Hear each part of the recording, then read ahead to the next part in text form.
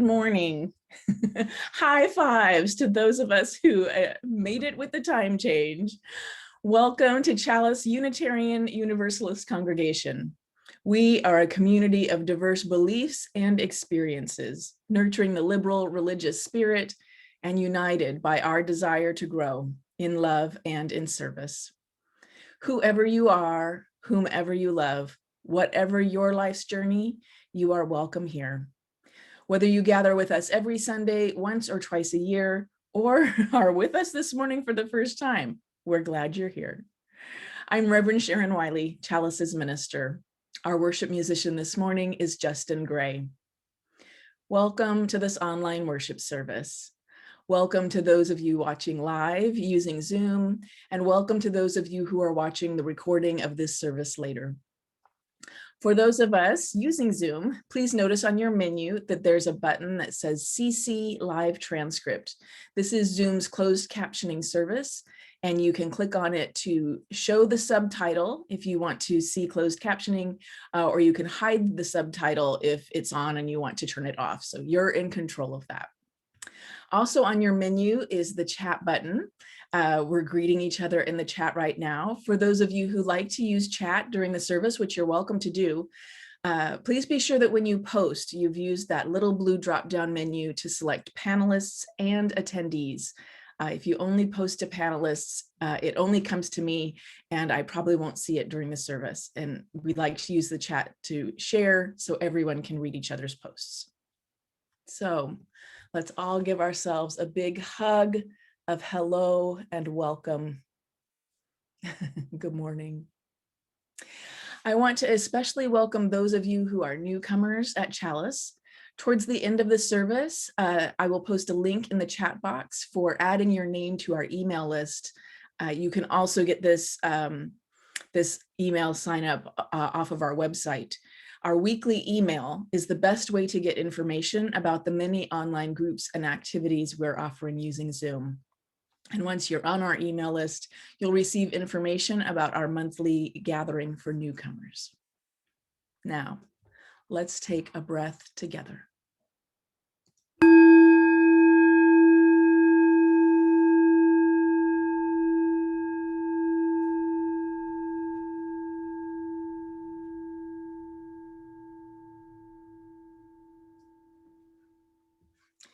We begin our service by acknowledging that wherever each of us is watching, if we are in what is now called the United States, then we are on land stolen from indigenous peoples. Our congregational home in what is now called Escondido is on land that is part of the traditional territories of the 12 bands of the Kumeyaay Nation and the 7 bands of the Payamkashum, also called Luiseno. Land that is sacred to us now was stolen from people for whom that land is also and still sacred. In recognition that we are the beneficiaries of a history of colonialism, we have made financial donations in the past year to 2 local and indigenous-led organizations, California Indian Legal Services and the Kumeyaay Diagueño Land Conservancy. It is our hope at Chalice to find our way to right relationship with local tribes. Now we light our chalice, the symbol of our Unitarian Universalist faith. The flaming chalice was first used during World War II by the Unitarian Service Committee as a symbol of life-saving refuge for people fleeing persecution in Europe.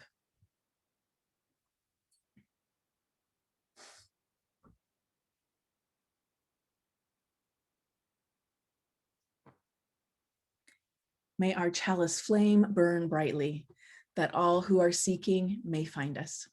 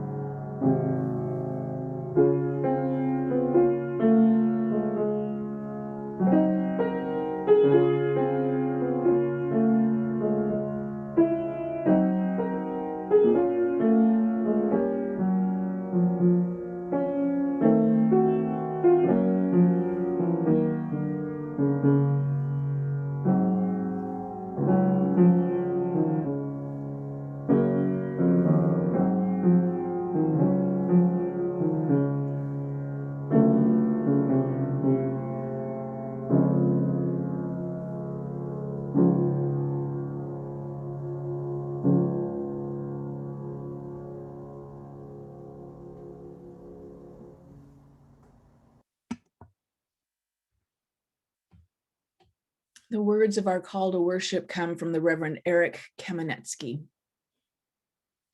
Welcome to this moment. It is the only one we have. You know, it's been a challenging year, what with the pandemic and all the politics and the weather. It's been a challenging year because we've had to figure out how to be together when we're apart. And we've had to stay apart in order to be together and to stay well. But being apart itself makes it harder to be well. Nonetheless, we have carried on long enough and well enough to be here now. So, welcome to this moment, the only one we have. Let us take hold of this moment and worship together. You're invited to join in singing.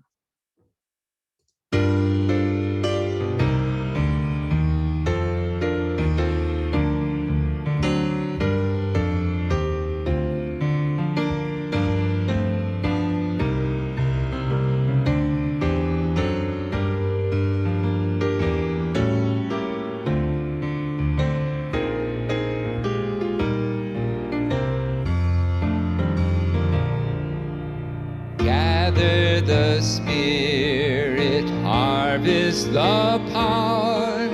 Our separate lives will kindle one flame. Witness the mystery of this hour. Our trials in this light appear all the same. Gathered in gather in thanks, gather in sympathy now and then, gather in hope, compassion and strength, gather to celebrate once again.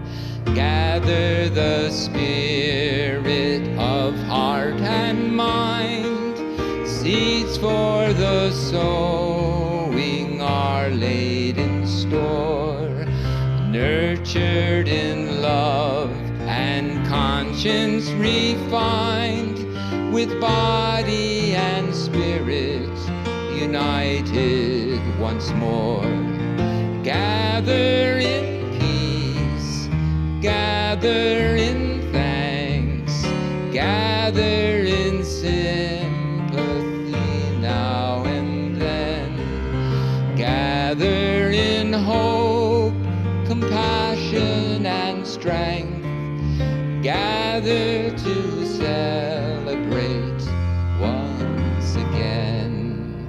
Gather the Spirit growing in all, drawn by the moon and fed by the sun, winter to spring and summer to fall, the chorus of life resounding once more. Gather in peace, gather in thanks, gather in sympathy now and then, gather in hope, compassion and strength, gather to celebrate once again.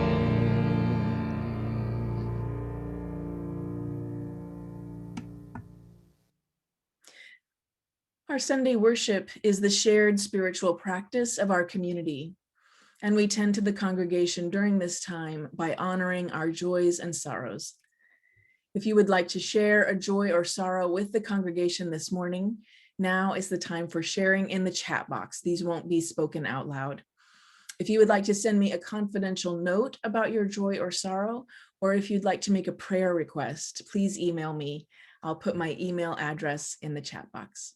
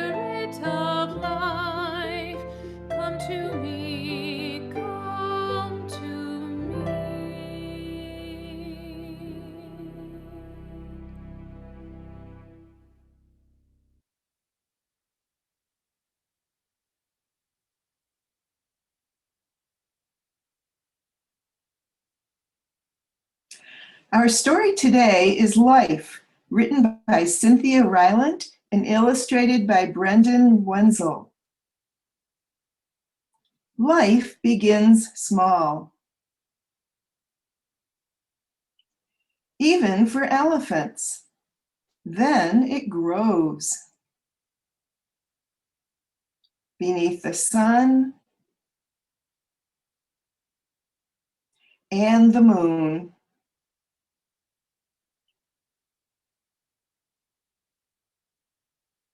Life grows. Ask any animal on earth, what do you love about life?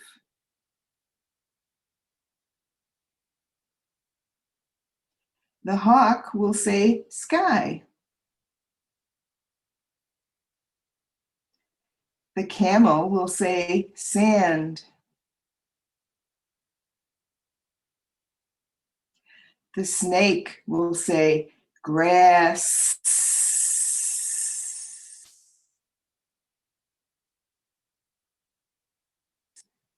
The turtle may remain quiet. It has seen much in its 100 years, but the turtle loves life. How could it not, with so much rain on its back?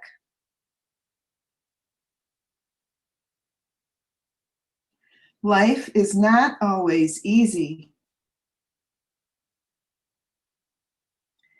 There will probably be a stretch of wilderness now and then.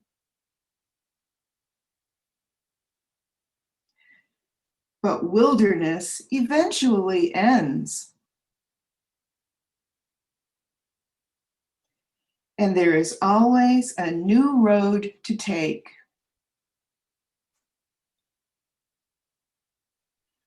Remember this, in every corner of the world, there is something to love. And something to protect. And if one day it seems nothing beautiful will ever come your way again, trust the rabbit in the field and the deer who crosses your path. Trust the wolf and the wild geese who find their way back home. All these know something about life, that everything is changing.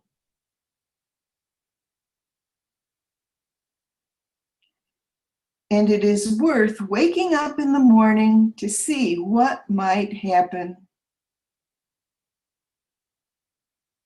Because life begins small and grows. The end.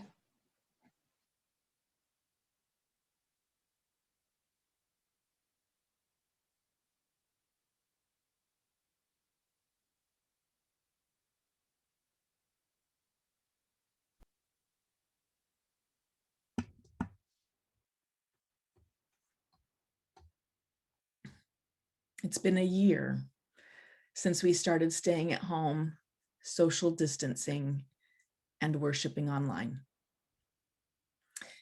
I've heard from more than one person this week, and I include myself, that this has been a hard week. I'm sure it's been difficult for a variety of reasons, but there has also been a background awareness that this is the 1-year anniversary of the stay-at-home orders here in California, among other ways of marking this year.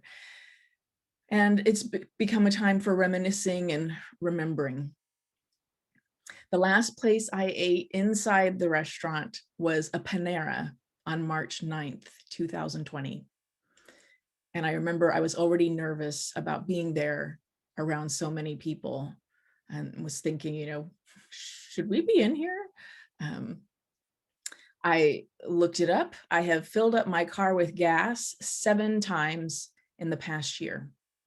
That's around once every 2 months instead of my more usual once every 2 weeks.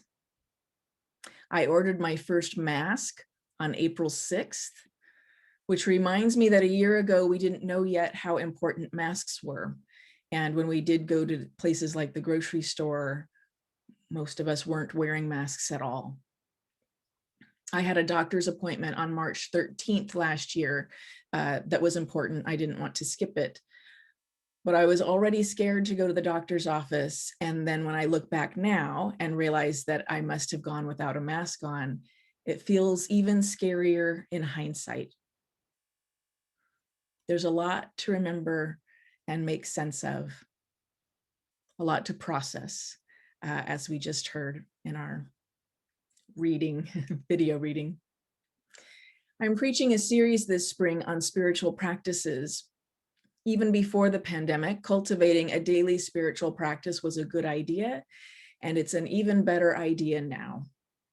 Today is the third sermon in this series. You can find my earlier sermons on mindfulness and meditation on Chalice's YouTube channel. So today we're talking about a category of spiritual practice called processing our emotions. As the video we just watched describes, it's not unusual for any of us, even in more ordinary times, to have emotions that we haven't faced or acknowledged, emotions that affect us, even though we aren't fully aware of them. It's important to cultivate practices that allow these emotions to burble up so we can acknowledge them. I would say, especially in modern times when we are bombarded with floods of information and movies and television and stories and signs, the pace of life is much faster than it was, in a different era. And, all of those things need to be sort of sifted through in our minds, one way or the other. If we don't intentionally make room for our emotions to burble up, then they will do so unintentionally. And it's part of spiritual practice to recognize that difference. So watching a sad movie may help you experience and face and feel your own sadness, but that doesn't make movie watching a spiritual practice. Accidental emotional epiphanies are great and welcome, but with spiritual practice, we're working on intention and regular commitment, ideally daily. But if not daily, whenever. There isn't a definitive list of spiritual practices that help us process our emotions, and it's likely that any regular spiritual practice will have a benefit of emotional release. But some of the ones I'm thinking of are things like writing in a journal, prayer, spiritual reflection through creating art, playing music, writing poetry, writing songs. My bias as someone who works with words is that I tend to think that we've processed our emotions when we can articulate them. That's certainly the basis of talk therapy. But I think there's more than just one way to process our emotions, and we can feel that we've moved through something, even if we can't always articulate exactly what has happened.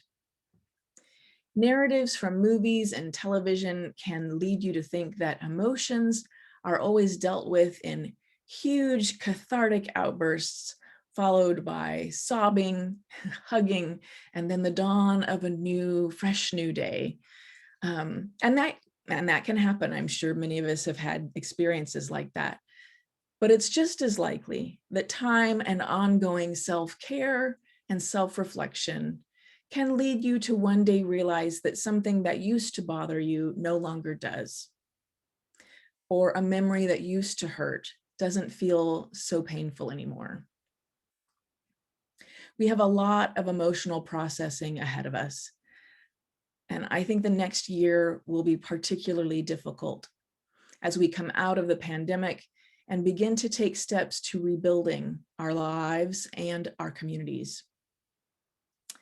And so today I want to invite us to revisit the same story and similar reflection questions that I offered you a year ago today, You'll be invited at particular moments to comment in the chat, but if you aren't sure you want to share your thoughts with everyone in the chat, you can also just grab a paper and pencil to make notes to yourself when it's time for reflection. But first, you're invited to relax and enjoy the first part of our story. Our story is called The Green Man, as told by Gail Forsyth Vale and illustrated by Gail Haley. Once upon a time, there lived a rich and vain young squire. Servants prepared his favorite foods every day. His every wish was granted. One of the young man's favorite things to do was to ride through the woods that were part of his kingdom, hunting small animals for sport. He thought that the woods and all its creatures belonged to him, and he could do as he pleased with them. The people in the village had a different idea about the woods. The woods provided a home to all the creatures that lived there: chipmunks, birds, squirrels, rabbits, deer, and wild pigs. They told their children a story about a green man who lived in the woods and cared for all of the small creatures. They said he even watched out for children in the woods. The villagers faithfully left out food on winter nights for the green man to eat. One autumn day, the squire decided to go on a hunt. He called to all of his servants to saddle up the horses and get on their riding clothes. They were going into his woods. They rode into the woods, trampling nests and dens as they went, sending dogs out ahead to chase small animals out of their homes so they could be easily hunted. After a time, the squire became separated from the rest of the hunting party. He was looking for them when he came to a pond, a beautiful, clear, cool pond. "How clever of me to have a pond in my woods to refresh myself," he said. The young man began to remove all of his fine clothing: his shoes, his hat, his jacket, his shirt, his pants, and his socks. He laid his clothes neatly folded by the edge of the pond and jumped into the cool water. He swam back and forth, enjoying himself immensely. While he was swimming and splashing away, a hand reached out from behind a tree and took his clothing and led his horse away. When the squire got out of the water, he discovered that he had nothing left to wear save a piece of rope. He took the rope and fastened some leaves to it to make a cover-up. When his hunting party came looking for him, he was embarrassed to be seen dressed in nothing but leaves. So he hid.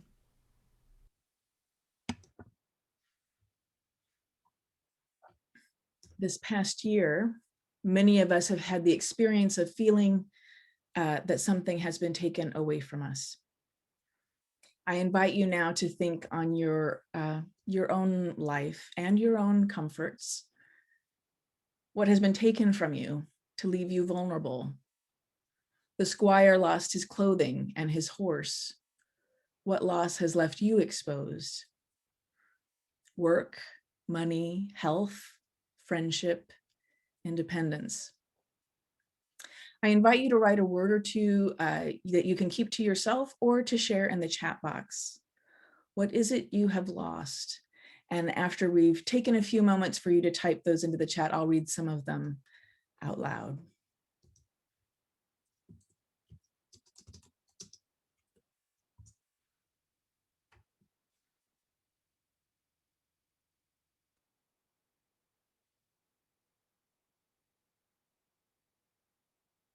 Loss of a loved one, being able to hug friends and family, loss of freedom to travel, loss of companionship, seeing family, the comfort of hugs, freedom to go and do what we want, financial freedom, socializing, making friends, loss of connection, loss of fun. Absolutely. Being with our friends. Yeah. Our story continues. At night, the squire went looking for some shelter, and he stumbled into a cave. He didn't sleep much that night. It was dark, and he was frightened, and he kept hearing small animal noises all night. In the morning, when the daylight came, he saw that he was not alone in the cave. There was a goat there, and a chicken, and a gourd for holding water. Someone had been living in that cave. He found some grass for the goat and feed for the chicken. He discovered some grain that he could eat as well. Over time, the squire settled into life in the cave.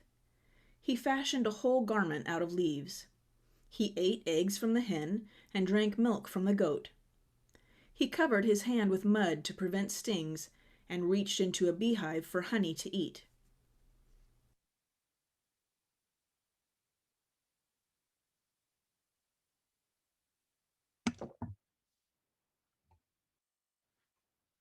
So once upon a time, you too lost something important to you. And then you found that you were not alone, that life still had gifts to give and comforts to be found. So thinking on some of the losses we just shared, and maybe that some of us made private notes about, reflect on the other gifts you have received this past year. The squire found food and shelter and found new clothing. What is it you really needed to be well? What has kept you going in hard times? So I invite you again to write a word or two on these questions to keep to yourself or to share. What is it you found you really needed? And after we've taken a few moments to share, I'll read some out loud.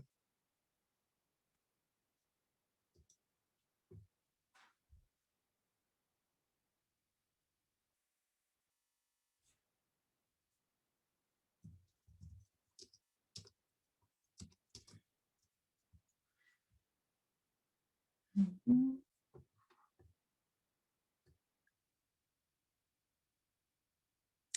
So fewer expenses, technology that's allowed us to be with friends and family in a new way, shared laughter with children, more time for ourselves, more time with loved ones, sustained by small daily accomplishments, weekly Zooms, not having to go into work every day, being able to work from home, slowing down of time, enjoying simple pleasures, Zoom, getting a lot of call outs for Zoom. Yeah. Less time in the car,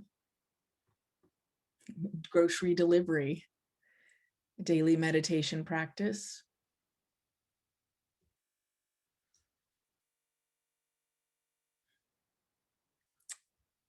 So we'll come back to our story a bit later in the service. Now you're invited to join in singing.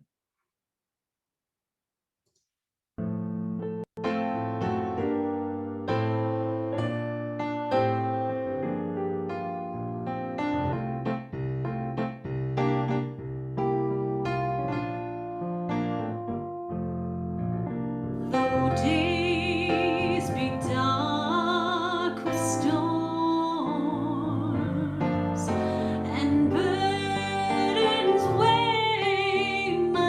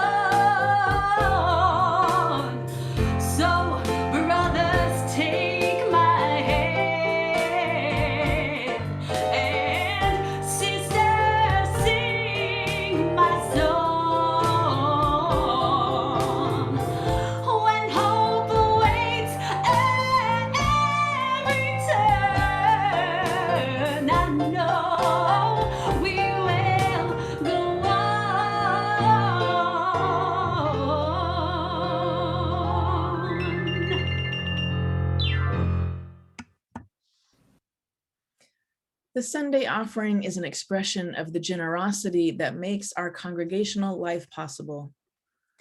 As Buddhist teacher Christina Feldman writes, generosity lies at the heart of spiritual practice.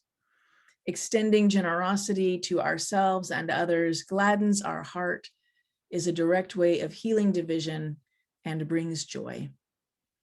Please text your donation to Chalice. If you haven't texted a donation before, know that once you text the amount, you'll get a reply with a link to follow to enter your credit card information. And if you've entered this information previously when you've donated, then you won't need to enter it again. If your Sunday donation is part of your pledge payment, please be sure to indicate the word pledge after the dollar amount in your text. And also remember that you can make a text donation anytime. The phone number will be on screen in a moment, and I'll also put it in the chat box. Please give generously.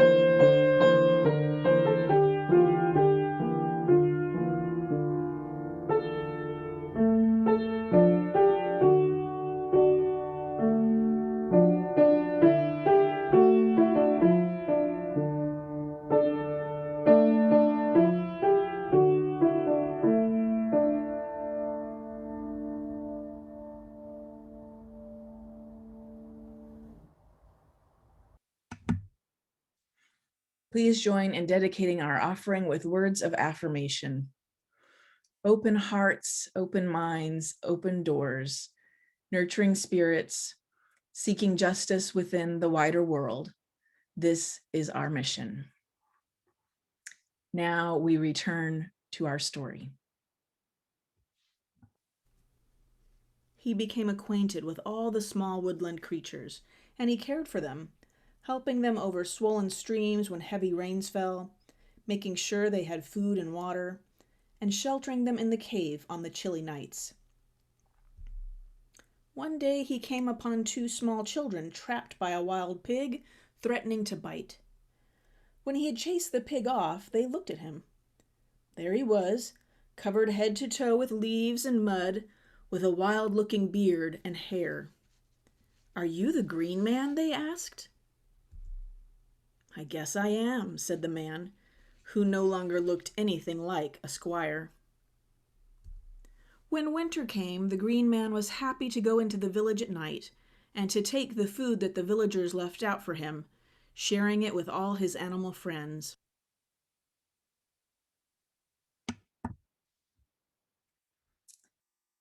Once upon a time, you too came to care about someone or something outside yourself. Now I invite you again into a few moments of quiet reflection. Who or what did you care for this past year? Our squire began to care for the wild animals around him. Where once he had worried about feeding himself, now he found that there was food to share. What care did you offer to others this past year? How did others offer care to you? And then after we've taken a few moments to share in the chat, I'll read some of those out loud.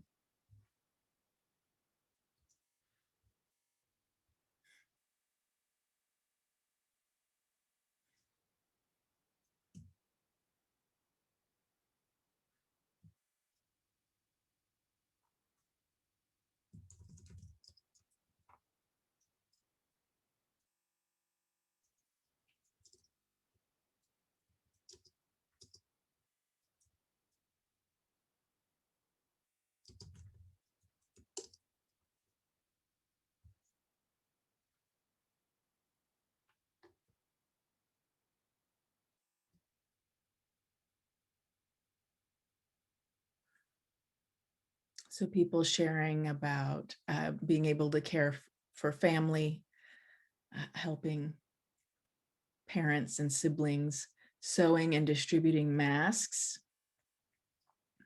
doing what we could to help others, being supported by some of our groups here at Chalice, caring for the yard, literally becoming grounded. That's wonderful.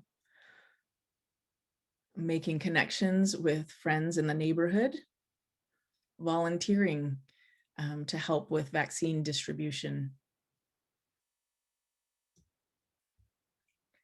And again, we'll return to our story in a few minutes.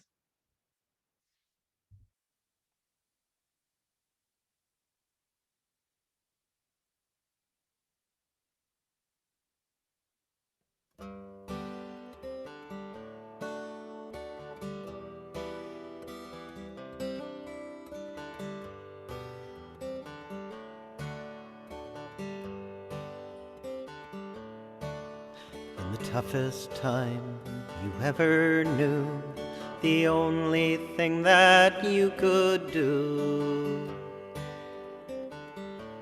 was carry the flame. Sickness spreading through the land, you held your spirit in your hands and carried the flame. When storms and sorrows gathered round, you raised your head and you stayed your ground. You carried the flame. Through endless days of the hardest living, you kept on loving, kept on giving. You kept on and carried the flame. Carry the flame, raise it high, send its beacon through the sky. Keep it strong and shining through the pain. Let it rise and let it grow.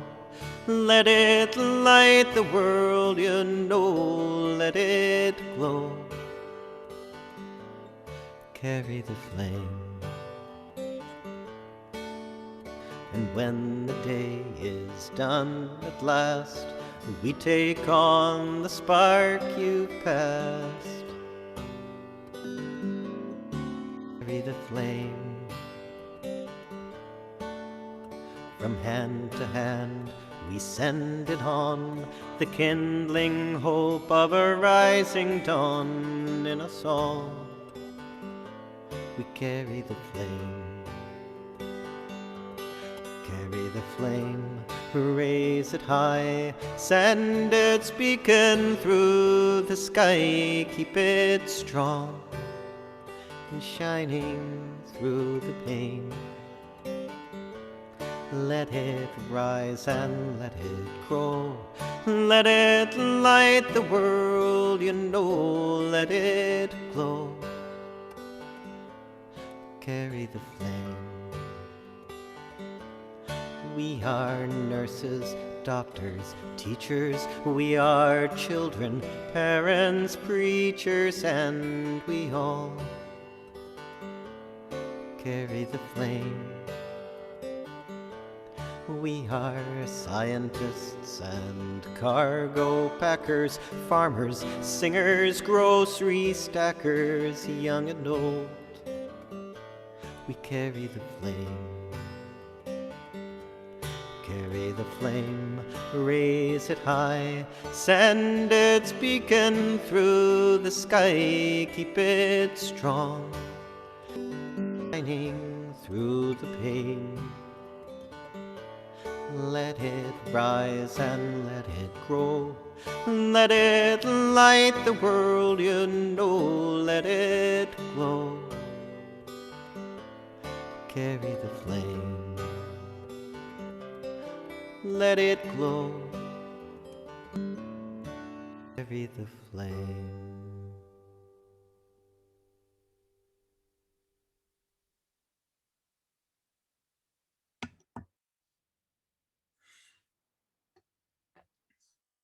The next few months will be difficult emotionally. We're all having what I call vaccine emotions. Vaccine emotions are joy and relief at receiving the vaccine, joy and relief as our loved ones receive the vaccine, envy that others are receiving the vaccine when you're not eligible yet, excitement to do things you haven't been able to do, followed by frustration or anxiety that you aren't able yet to do things you haven't been able to do, guilt at receiving the vaccine when you worry that someone with more need should get it before you, more risk, anger that you see people getting the vaccine who may not appear to be eligible, fear when your second dose is unexpectedly canceled, fear that there's somehow enough vaccine for everyone but you. All of these feelings and more I'm seeing, hearing about. 80% of adult Americans is 270 million people. So next year, we will look back and marvel at how fast 270 million or so people got vaccinated. But living through it these next few months is going to continue to be emotionally difficult. And in the meantime, the pandemic isn't over. It feels like everything is turning around, but there are still community outbreaks happening, still people being hospitalized, still people dying. In particular, there is a lot we don't know about the California variant of the virus, and it will take time to discover how quickly it spreads and how it responds to the vaccines we have. When President Biden spoke to the nation on Thursday, he expressed hopes that by the 4th of July, we'd be able to celebrate outdoors in small groups of family and friends. This is simultaneously hopeful and not the exuberant return to normalcy that we yearn for. If you are fully vaccinated, that is, it's been 2 weeks after receiving your second dose of Pfizer or Moderna, or 2 weeks after receiving your single dose of Johnson & Johnson. If you are fully vaccinated, please read the CDC guidelines for fully vaccinated people and keep your eye out for updates to those guidelines. They are explicitly called interim guidelines, and they will change as we learn more about how the vaccines are working. I've made a chart of all my immediate family members, and I'm tracking if they have gotten their first dose, their second, and if 2 weeks have gone by. This is a list of 25 people that I love. 4 of them are fully vaccinated and 3 are in process. I have cried every single time I've gotten notification of getting a vaccine. My dad is fully vaccinated. My husband has received his second dose, and I will be eligible starting tomorrow. Back to our story. A year passed peacefully until one warm day when a hunting party came into the woods. The Green Man hid behind a tree to watch. A rich young man, a squire perhaps, became separated from his hunting group and decided to take a swim in the clear, cool pond. He took off his clothes, folded them, and left them under a tree. The Green Man reached out a hand and took the clothes and the horse, leaving behind his garment of leaves and a coil of rope. He used a sharp stick to trim his hair and beard and rode into town, back to his parents' castle. When he arrived, his parents were overjoyed to see him. But there was something different about the squire. After his time in the woods, he no longer wanted to hunt for sport. He had become a friend to all creatures of the wild. In the winter, he never failed to leave out food for the Green Man.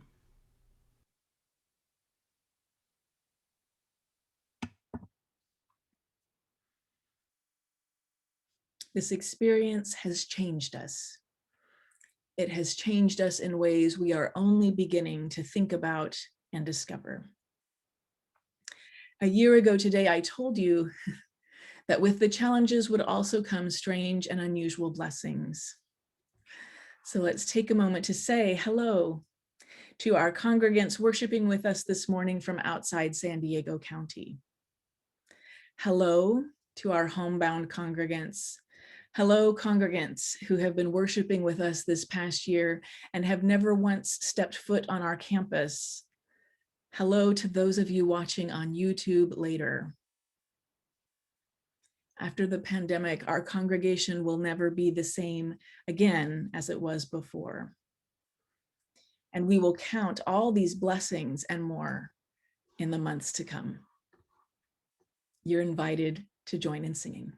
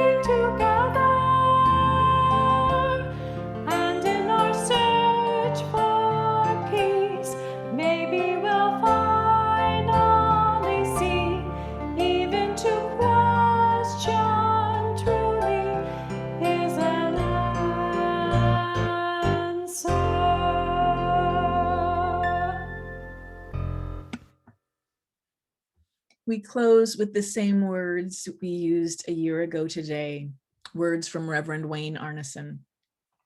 Take courage, friends. The way is often hard, the path is never clear, and the stakes are very high. Take courage, for deep down there is another truth. You are not alone. You are invited to close our time together by singing the well, and then everyone is invited to coffee hour.